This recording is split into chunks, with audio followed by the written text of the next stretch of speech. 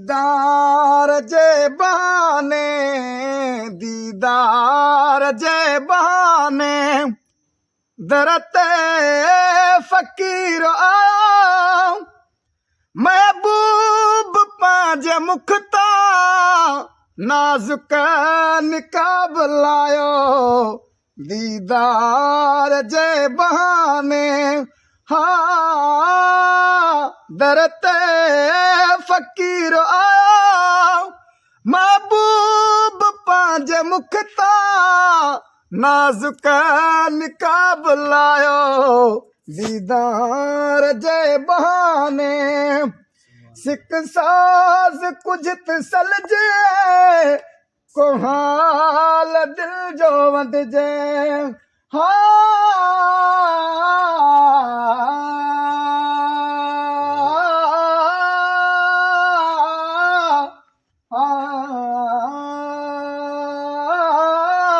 उमिर दराज़ अल्लाह करई, बा बोल ते घुंडड़ा खोल माही, ते कु तंदुरुस्ती शाला देवे धणी, तेरी इज्जत होवे अनमोल माई। खैरात मोहब्बत मगदा, खैरात मोहब्बत मगदा, तेरे दर ते चली हम झोल माई।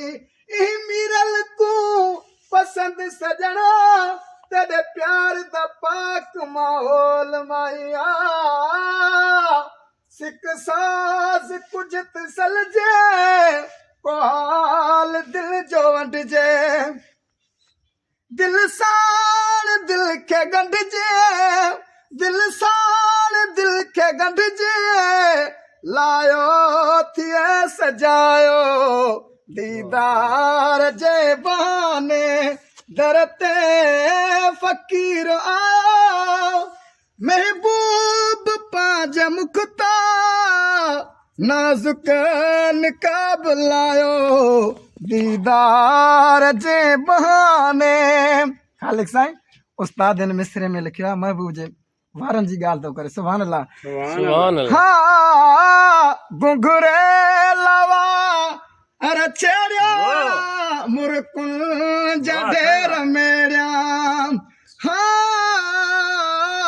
अॼु सजणो अचणा हुया, सिज उभरण खां अॻ में, इहे सम्झा पियो मरी वरी जिया पियो जग में। गुलाम नबी मिसकीन जूं हुयूं दीदूं ॿई दग में, जे अची न सघिया अॻ में, मता पिरे फुटे खां पोइ अचनि।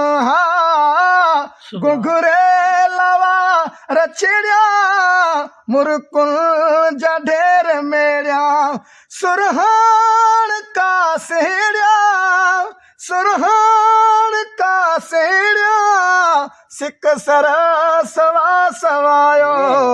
दीदार जे बहाने दरते फ़कीर आयो। महबूब पंहिंजे मुख तां नाज़ुक निकाब लायो। दीदार जे बहाने गलड़ल जो तिर सॾे तूं, अखड़ियुनि जा कुॾनि यबरूं। गलड़ल जो तिर सॾे तूं, अखड़ियुनि जा कुॾनि यबरूं। मिसगान सुहिणा मार, मिसगान सुहिणा मार, बिस्मिल छॾ बणायो। दीदार जे बहाने दरते फ़कीर आयो। महबूब पंहिंजे मुख तां नाज़ुक निकाब लायो। दीदार जे बहाने, दीदार जे बहाने। आजिज़ जो अर्ज़ आए, हुज्जत काबिल आए। आजिज़ जो अर्ज़ आए, हुज्जत काबिल आए। आजिज़ जो अर्ज़ आए, हुज्जत काबिल आए। आजिज़ आज ज़ोर ज़ाए हुज्जत का बिनाए मन राम पे करूँ में मन राम पे करूँ में सीने संदेशा लायो दीदार जे बहाने हर हर किरण तारुखते तुझा जुल्फ केड़ा ठाया तकलीफ तू करी छो महबूब मां जो आया हर हर किरण तारुखते हर हर किरण तारुखते